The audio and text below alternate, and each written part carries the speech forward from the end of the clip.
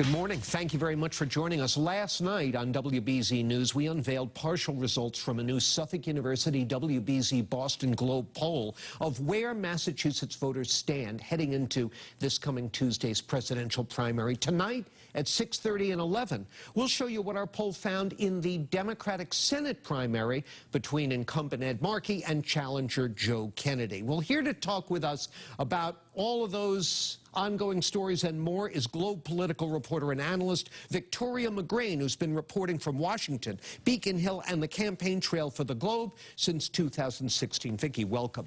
Wonderful to be here. Thank you for coming over.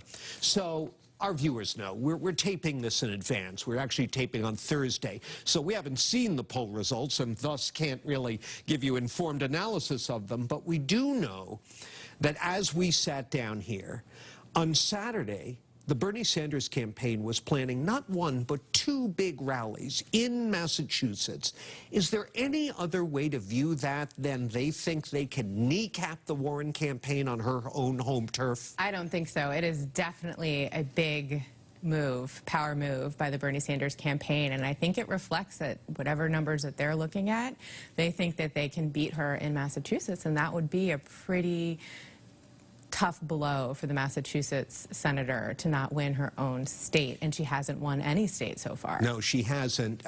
There's been all this talk about, well, the moderates need to consolidate, some of them need to drop out, and but there hasn't been as much talk about the potential for the Sanders campaign to benefit should Warren drop out. And I think he would. And you're starting to see last night, Warren had a CNN town hall debate, and this issue of should the candidate who has the plurality of delegates but not necessarily a full-out majority be given the nomination, which is an argument that Bernie Sanders is making. And Warren said no, and that she plans to stay in the campaign until the convention unless a rival gets a majority. So she is keeping, in some ways, Sanders from consolidating that majority as much as this mix of moderates is keeping any of them from rising to be the Sanders alternative.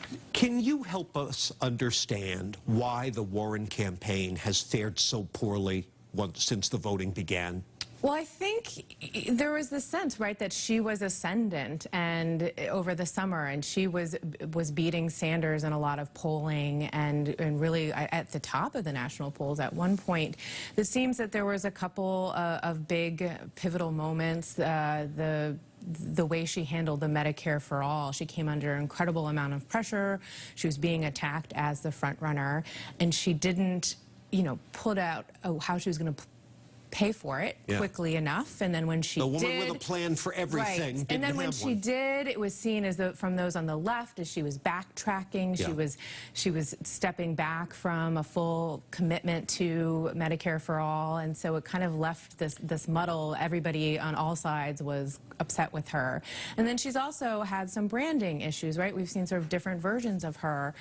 When ahead of New Hampshire, I think one of the mistakes that I'm sure the campaign will look back on is she was trying to brand herself as this unity candidate, as the one who could unite all the factions in the party, but it really held her back from her signature fiery populist attack dog mode that people love about her. And then you saw her do that against Michael Bloomberg in the Nevada debate, and suddenly she raises $9 million over a couple of days.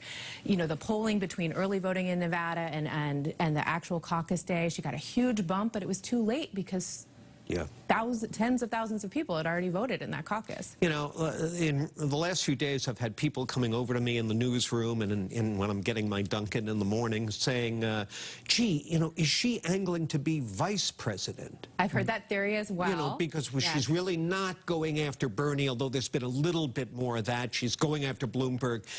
I don't believe that's true. Do you? I don't know. I mean, one thing I think that's important to keep in mind in terms of why has she not been attacking Sanders more is that she really, the two of them, and she has said this, the two of them believe many of the same things. And she's not, I think she's not into this just for scoring the political points, and so that makes it harder for her to go after Sanders. She knows she is starting to make a case that she would be more effective than Bernie Sanders. but it might be too late. Yeah, too little too late. This is not tag team debate club. This is the real deal. Kind of kill or be killed, yeah. All right, on that note,